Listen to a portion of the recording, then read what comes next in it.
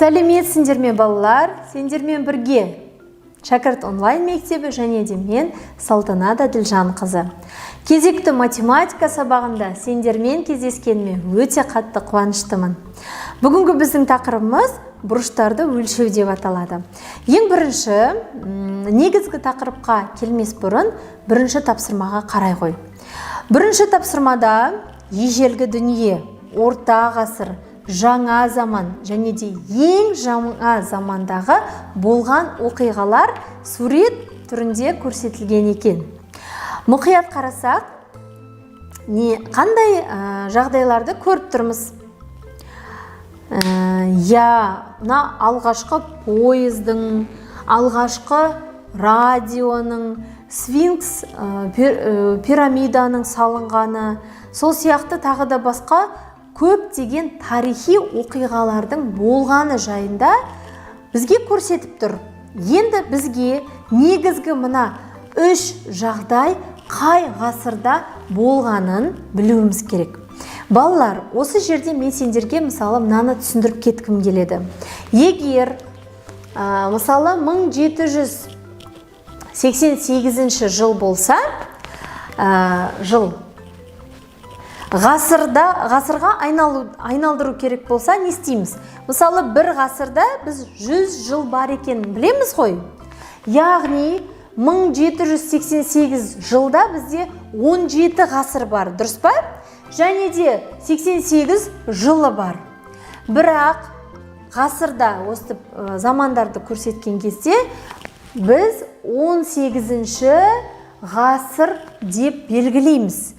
Көбінесе өзің байқағандай ғасырларды біз рим цифрларымен белгілейміз. Яғни 18-ші ғасыр дегеніміз қалай жазылады? Міне 10, 5, 1, 2, 3. Сонда 18-ші ғасыр деп белгіленеді. Тура осылай, егер мысалы 2001 жыл болса, 2000 жылда бізде 20 ғасыр бар екенін біз білеміз. Бірақ мына бір жылға не істеп кетті? Келесі 21-ге аттап кетті. Яғни бұл 21-ші ғасыр. Ал енді рим цифрымен қалай жазамыз? 2, 10 және де 1 деген санды жазамыз. Міне, енді осы менің айтқан біліміме сүйене келе, 1799 жылы француз Луи Николя Роберт тұңғыш рет қағаз жасайтын машина ойлап тапты дейді. Ол енді мына 1799 жыл ол қандай ғасыр болады? Кәнеке айта қойшы? Әрине 18-ші ғасыр болады. Келесі 1876 жылы 7 наурызда Александр Грэхэм Белл телефон ойлап шығарды дейді. Шығаруға патент алған екен. Яғни 1876 жыл ол қандай ғасыр болады? 19-шы ғасыр болады. Дұрыс айтасың. Ал енді 1889 жылы Джордж Инстман жылдам фотоға түсіретін фото үлдірмен камераны патенттеді. Ол өзінің өнер табысын Kodak деп атады дейді. Яғни 1889 жыл ол қандай ғасыр болады деген сөз? Ол 19-шы ғасыр болады деген сөз. Тамаша. Ал енді көп кідірмей келесі екінші тапсырмаға көшейік. Ал екінші тапсырмада бізге кесінділер берілген және де бұрыштар берілген екен. Қай кесінді ұзын екен қалай анықтауға болады? Бұрыштардың градустық өлшемінің үлкен екенін қалай анықтауға болады деген сұрақ. Ал енді бірінші сұраққа жауап берейік. Бұл кесінділердің қайсы ұзын екенін қалай білеміз? Сенде қандай жауап бар? Әрине, біз ұзындықты өлшейтін мына сызғыштың көмегін пайдаланамыз, дұрыс па? Яғни, мысалы, кесінділердің өлшеп алып, оның ең ұзын өлшем бірлігін көрсеткен кесінді, әрине ең ұзын кесінді болатынын білеміз. Ал енді бұрыштың градустық өлшемінің қаншалықты ұзын екенін білу үшін біз не істейміз? Жарайды, өзім айтайын. Ол үшін мынандай транспортир деген құрылғыны пайдаланамыз. Менде транспортир үлкен, ал сендерде кішкентай ғана болады. Міне, сызғыш ұқсас. Енді бұл транспортирмен қалай өлшейміз деген сұраққа бірден мен мына жауап беріп кеткім келеді. Ол үшін кез келген мен бұрышты не істейін? Сызып алайын, жарай ма? Ал енді мұқият қараймыз. Мен тақтаға бұрыш сызып алдым. Сендерге түсінікті болу үшін мынаны өшіріп тастайын. Міне, мысалы, бұрышты кез келген әріптермен белгілейін. Мысалы, А, Б, С бұрышы. Енді осы А, Б, С бұрышының бізге градустық өлшемін табу керек. Ол үшін не істейміз? Ол үшін транспортирді қолданамыз. Міне, мына бұрышын ұшын көріп тұрмыз ба, балалар? Қарайықшы, міне, мен көкпен белгілеп қояйын.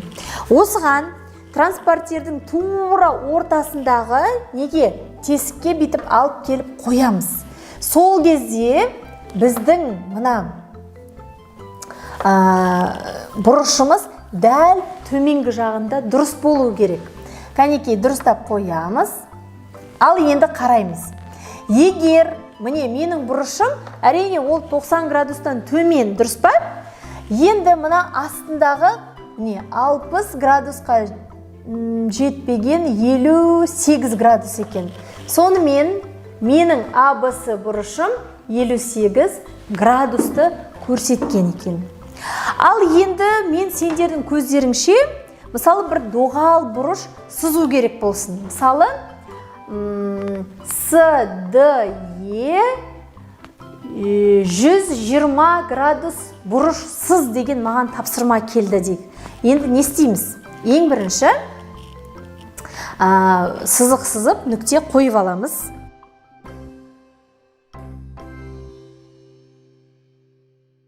Міне, мен сызықты сызып алдым. Енді міне тура нүкте қойып алдым. Енді тура осы нүктеге мен транспортирдің мына нүктесін қоямын. Ал енді бізге қанша градус керек еді? 120. Кәнекей, 120 градусты мен табам. Міне, 120 градус мына жерде. Осы жерге нүктемді қойып алам. Осы екі нүктені бір-біріне не істеймін? Қосамын.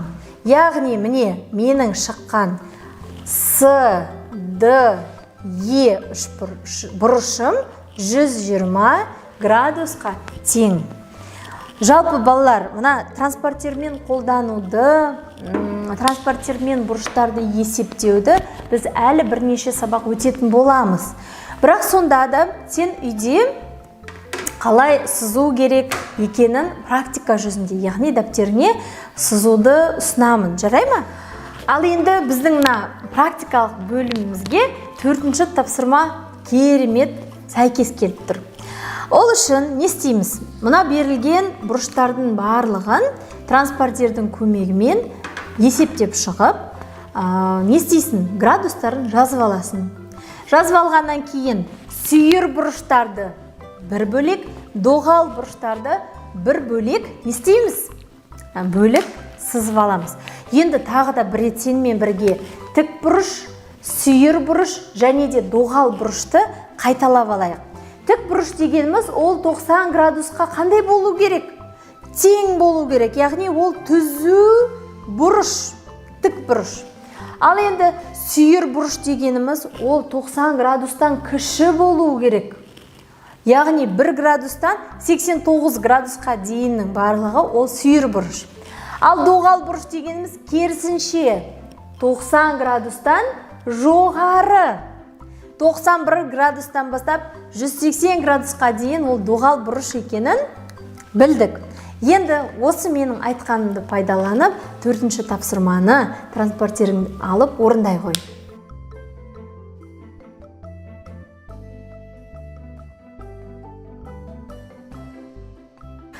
Ал енді келесі мына 3-ші тапсырмаға қарай қой. 3-ші тапсырмада оқушы МОН бұрышын өлшеді. Нәтижесінде 30 градус екені анықталды. ол дұрыс өлшеді ме? Егер қате болса, ол қандай жерден қателесті деген сұраққа жауап беруіміз керек. Кәнекей, жақсылап тұрып кітабымызға қараймыз. Кітапта бізге бірден доғал бұрыш берілгені көрініп тұр, я балалар? Яғни ол тік емес. Сүйір болса керісінше не істейді? 90 градустан сәл кішірек болушы еді. Ал бұл градус қандай? Доғал екені белгілі болды. Баланың неден қателескенін айтайын ба, балалар? Кәнекей, мынаны қарайықшы. Транспортерда міне 10-нан былай 180 градусқа дейін бір, және де оның астында міне керісінше 0-ден бастап мына жерге керісінше 180-ге дейін градустар көрсетілген. Егер міне 30 градус болса, ол міне 0-ден басталып міне 30-ға дейін мына жер міне мынандай ғана бұрыш болушы еді. Бірақ ол баланыкі мына 30-ға не істепті? Алып келген екен. Ол дұрыс емес. Мына 30-ға алып келсе, оның мәні 150 градус. Яғни мына 90-нан үлкен, 0-ден басталып 150 градус екені белгілі болды. Сондықтан осы жағдайдан қателеспеуге тырысыңдар, жарай ма? Алдында көрсетіп кеткендей, тік бұрыш, доғал, сүйір бұрыштың ережесін жаттап жүріңдер. Ал енді бүгінгі сабағымыздың соңғы 9-шы тақырыбында не істелінген? N, K, M және F, S, D деген бұрыштар берілген екен.